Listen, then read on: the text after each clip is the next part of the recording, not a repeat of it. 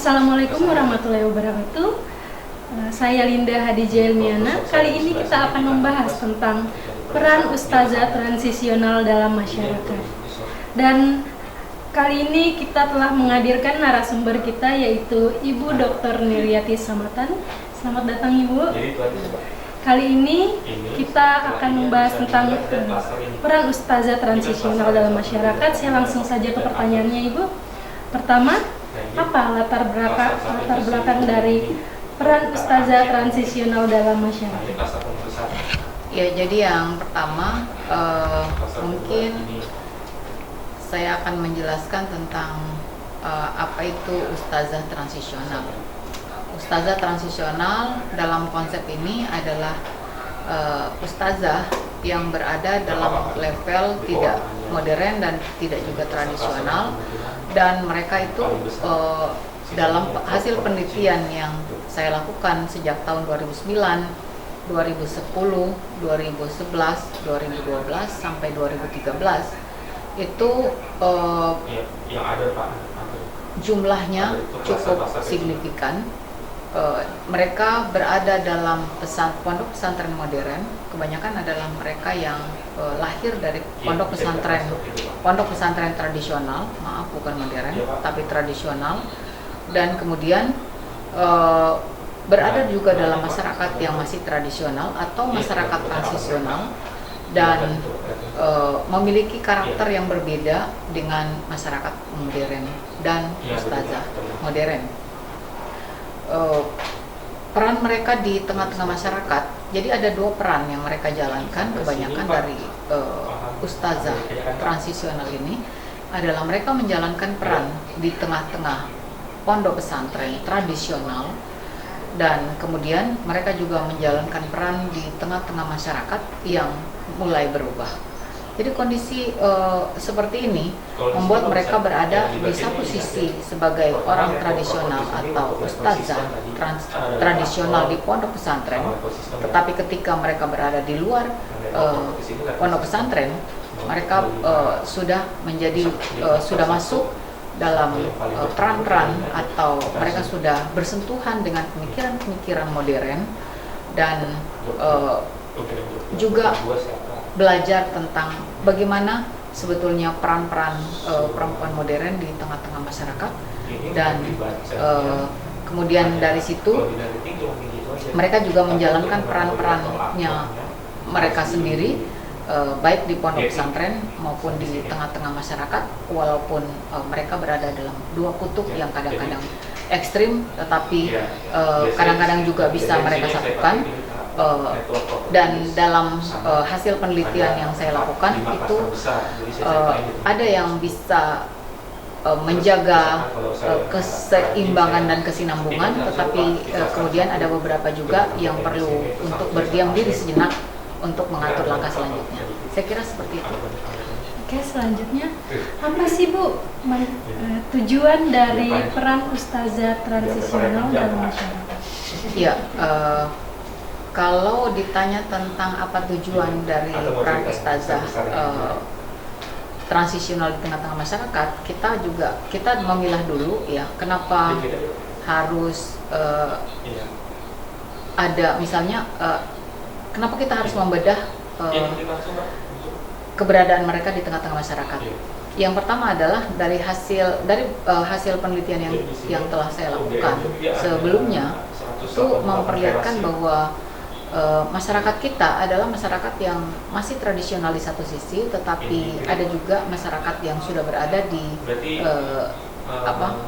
posisi tradisional modern di satu sisi, dan ustazah transisional ini berada juga dalam level di mana mereka tidak modern, tidak juga tradisional, dan mereka menjalankan peran-peran yang cukup signifikan untuk sebuah perubahan dalam gerak masyarakat secara sosial. Mereka ini adalah pendamping para kiai dan ustaz. Kalau dulu kiai dan penelitian itu bertumpu pada peran kiai saja atau peran ustaz saja. Nah, peran ustazah ini jarang sekali menjadi objek penelitian dari para peneliti, baik baik peneliti nasional maupun peneliti internasional, sampai tahun 2010 itu masih sangat sedikit penelitian tentang ustazah maupun nyai, baik nyai modern maupun nyai tradisional atau transisional ini. Dan kemudian dari penelitian yang telah saya jalankan, ternyata peran-peran dari ustazah transisional ini harusnya menjadi perhatian, karena ustazah transisional ini berada dalam menjaga komunitas mereka, dan dari situlah kemudian ada gerak sosial, mana ada perubahan-perubahan yang mungkin terjadi secara lambat, dan kemudian mereka membawa dengan tidak meninggalkan tradisionalitas itu, mereka membawa komunitasnya, mereka membawa diri mereka untuk menjadi lebih modern di tengah-tengah masyarakat yang cenderung untuk berada dalam masyarakat modern. Saya kira itu. Atau dia yang paling aktif, Pak. Baik Ibu, selanjutnya apa manfaat dari peran ustazah transisional dalam masyarakat? Iya, banyak manfaatnya, karena mereka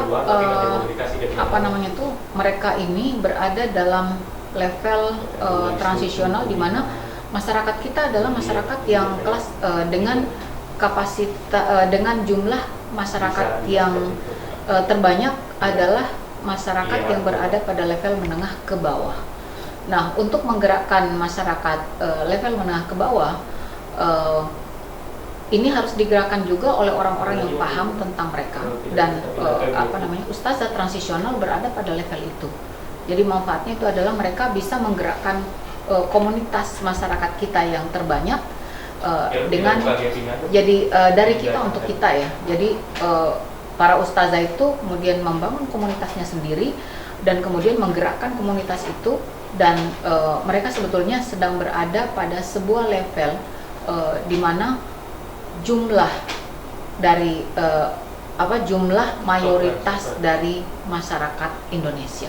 Jadi manfaat dari bagaimana kita menganalisis dan membawa serta atau para ustazah ini membawa kelompoknya mereka untuk berada pada masyarakat yang setara dengan masyarakat Indonesia lainnya yang sudah maju dan berpendapatan yang lebih baik, itu saya kira sangat signifikan, karena mereka berada dalam level di mana mereka membina masyarakat terbanyak atau dengan jumlah mayoritas dari seluruh masyarakat Indonesia yang 250 juta sekian.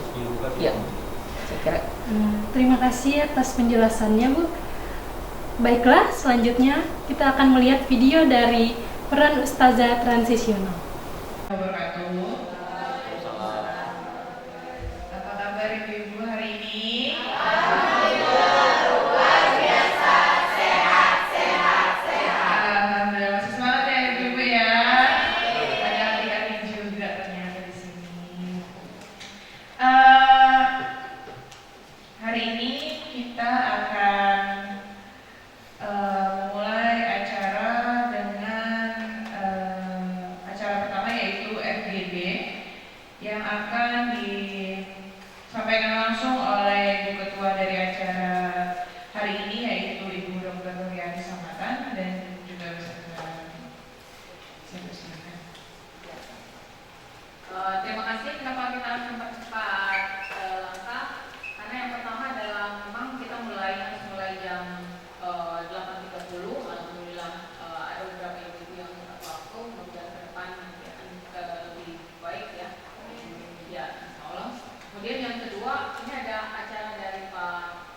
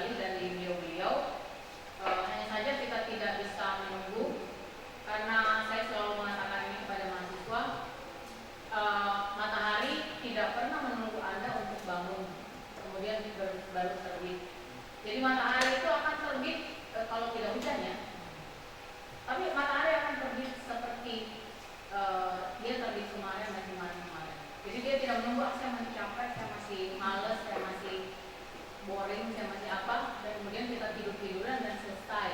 Matahari juga menunggu kita untuk bangun, tidak seperti itu. Bacanya ya. Saya awalnya susah ya, ternyata setelah saya rekrut ustazah-ustazah yang orang Sunda yang masih muda-muda, ya memang begitu. Ini bagaimana ya, saya mau guling-guling juga nggak jadi. Ya akhirnya saya jelaskan, ya saya serahkan sama Allah kalau ada yang salah, karena salah pengucapan kan bisa salah arti kalau dalam bahasa Arab ya. Ya tapi kalau memang dialeknya begitu, memang kita mau apa? Dia bukan sama orang tua, dia ada satu, anak-anaknya juga ya begitu. Akhirnya saya paham, oh iya ya, karena memang dialeknya seperti itu. Tidak mengenal huruf Z ya. Dia mau mengenal jadinya C semua.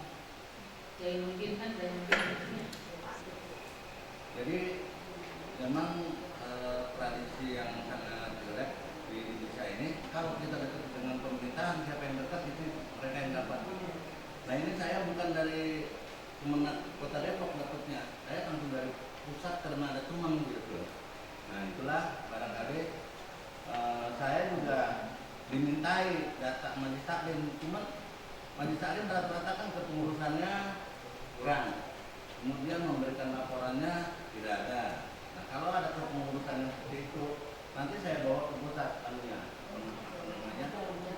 proposalnya. Terima kasih Bu. Ya. Terima kasih. Kemarin ada pertanyaan tentang yang modern dan tradisional, bedanya apa, dan kemudian kita masuk di konsep transisional.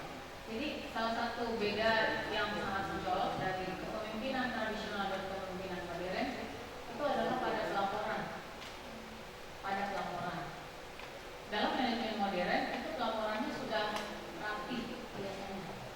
Nah sementara yang tradisional kan tidak. Kalau kayaknya bilang apa besok dia ya itu saja yang dikerjakan. Semuanya tidak melalui perencanaan dan nanti pelaporan apa lagi.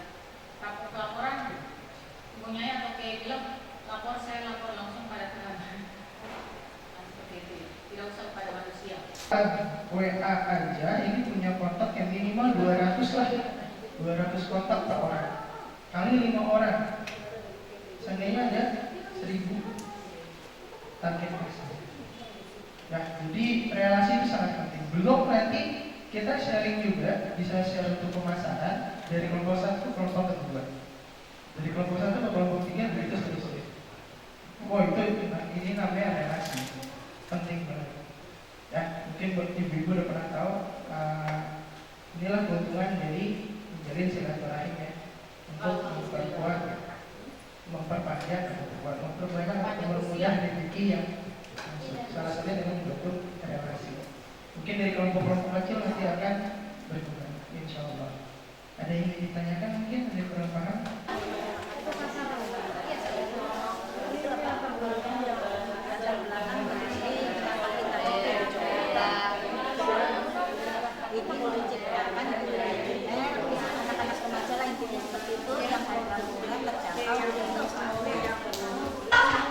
Oh belum. Ayo Bu, biar hadiahnya juga ada hadiah yang menunggu. Ayo maju aja. Ayo.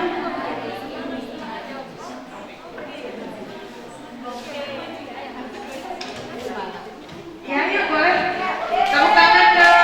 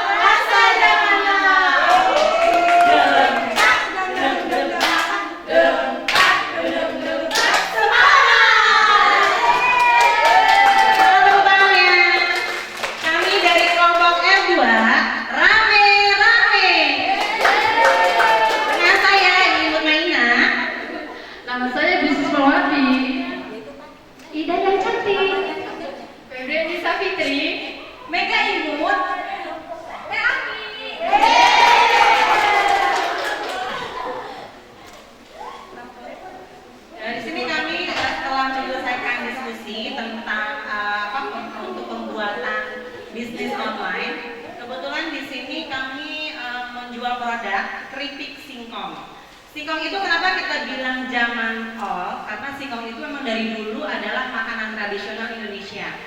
Bagaimana, setuju nggak ibu-ibu semuanya? Oke. Nah, kebetulan di zaman sekarang ini milenial, banyak anak-anak muda atau anak kecil yang masih belum banyak yang menyukai singkong. Apa sih singkong itu? Nggak mau rasanya kayak gini. Enakan makan mie atau spaghetti atau yang lainnya. Nah, kebetulan kami mengemas keripik singkong ini dengan dua rasa, ada rasa original dan rasa balado. Alhamdulillah dari pemasaran yang sudah ada. Kenapa kami mengangkat? Karena ini produksi yang sudah berjalan, yang sudah kami jalani sebelumnya, secara online dan offline sudah alhamdulillah sudah terbukti dan teruji melalui aplikasi. Gitu. Kebetulan karena jadwal kami padat 2 hari ini. Jadi belum ready barangnya. Harus PO dulu, pesan order dulu. Langsung pesan aja boleh. Dan di sini dengan Ibu Ida yang akan mengungkapkan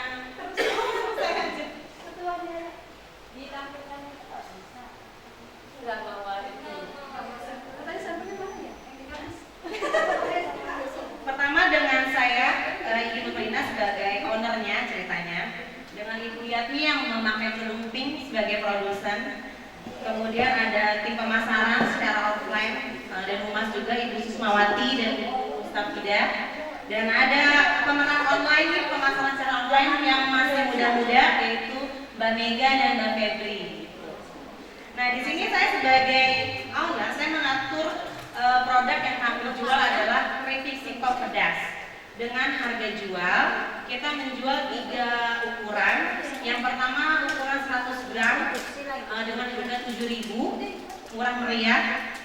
Kemudian dengan ukuran 150 gram dengan harga 10.000 dan 250 gram harga 15.000. Bagaimana, murah atau mahal ibu-ibu? Murah sekali.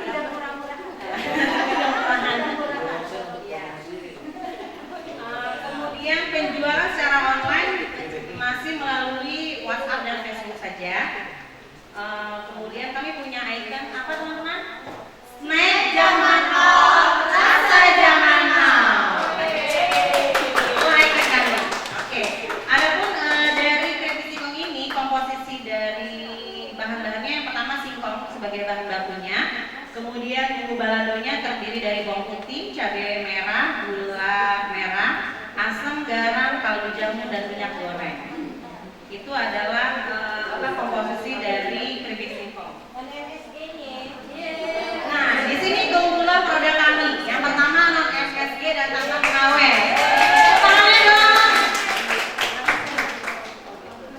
Oke, itu salah satu keunggulan dari kami ya. Mungkin itu saja presentasi dari saya.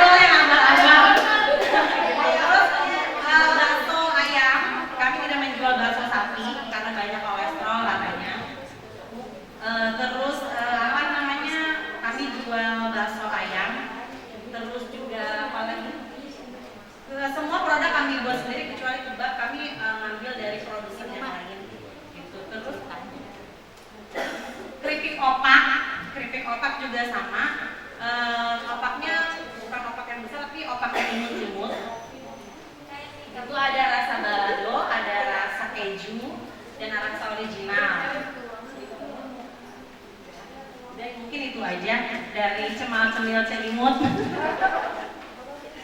Mungkin dari teman-teman lain, dari konsumen atau klien yang lain ada yang mau bertanya tentang produk kami, boleh dipersilakan. Atau mau langsung person juga boleh. Mau langsung PO boleh. Siapa yang mau bertanya? Apa sudah cukup jelas? Pertanyaannya paling sampel ya. Iya, sampelnya tuh. Saya mau bertanya Bu, Iya, boleh Pak. kan sudah berjalan ya Bu, ya kira-kira inovasi lainnya biar bisnisnya yang dari singkong itu lebih luas lagi apa? Itu kalau misalnya produksi yang lain tadi kita sebutkan ada cimol ya. Cilok, bakso ayam, sama keripik kotak dan Ini kan akan dimasukin ke online ya. ya. Nanti kalau online kan pasarnya di mana-mana. Itu ada masalah nggak? Misalkan kalau misalkan yang dirinya orang Jawa Timur itu masalah nih.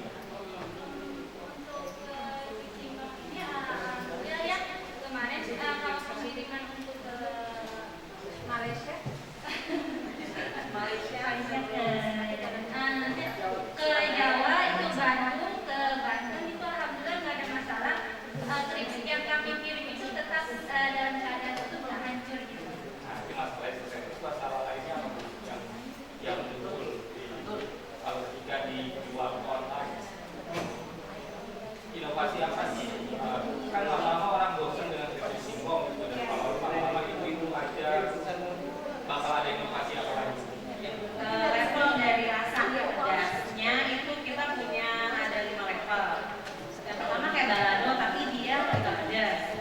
Nah terus pedasnya meningkat 1 level, level 2 meningkatnya ke level 3, level 4 dan level 5 itu nah gitu.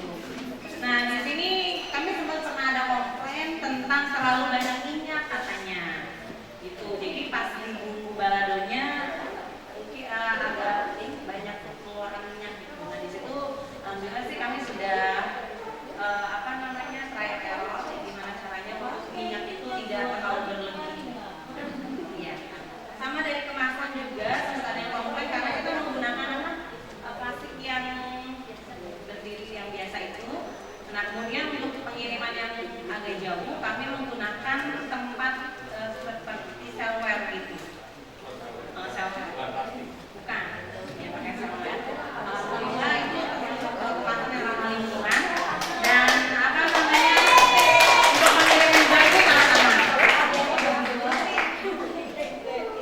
Untuk online sudah dijual di mana?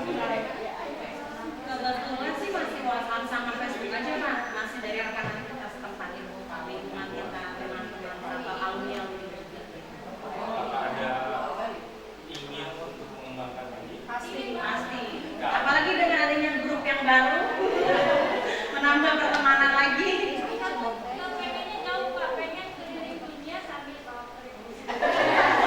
Kalau mengenalkan itu benar-benar produk Indonesia gitu. Nah, berarti tinggal cari tahu caranya biar kredit ini bisa ke Mendunia, bisa mendunia. Mungkin ada alumni yang di luar negeri, dikirim, terus melakukan endorsement dengan dia.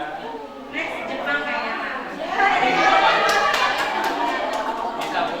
Jadi nanti orang di Jepang, teman-teman dia yang di Jepang misalnya punya alumni di Jepang, dia posting, terus teman-teman sekitar yang di media sosial, akhirnya kan makin banyak traffic yang masuk ke Ibu. Jadi Ibu harus menyiapkan sebuah website. Kalau orang mau melihat dari luar negeri, kan belum punya nomor WhatsApp Ibu kan. Jadi harus punya sebuah tempat.